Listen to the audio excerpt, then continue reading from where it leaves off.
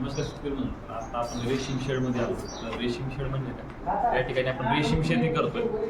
तर यासाठी पाठीमागं आपल्याकडे पूर्ण 1 एकरमध्ये रेशीम जे काही पाला असतं त्याला आपण तुती म्हणतो, मलबेरी लीव्हजचं आपण प्लांटेशन केलं. आणि ह्या शेडमध्ये आपण ज्या काही आळ्या असतील त्या आळ्यांचं कल्टिवेशन करतो. सध्या बघू शकता आपली जी बॅच घेतली होती ती बॅच पूर्णपणे 18 दिवसाची बॅच झाली आणि आत्ताच त्या आळ्या पूर्णपणे कोश विणण्यासाठी आलेल्या आहेत. म्हणजे त्याच्यावरती आपण चंद्रिका टाकतोय आणि आळ्या कोश विणण्यासाठी तयार झालेल्या आहेत.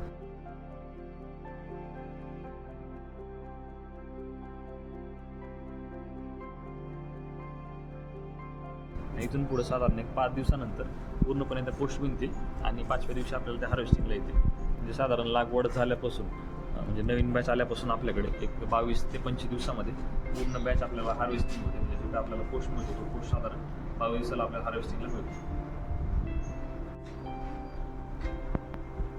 आता जी ही बॅच आहे ती साधारण 80 अंडीपुंजाची आहे. म्हणजे 80 अंडीपुंज म्हणजे साधारण 80,000 आळ्या. तर याच्यापासून उत्पादन साधारण आपल्याला कमीत कमी 80 किलो तरी निघायला पाहिजे.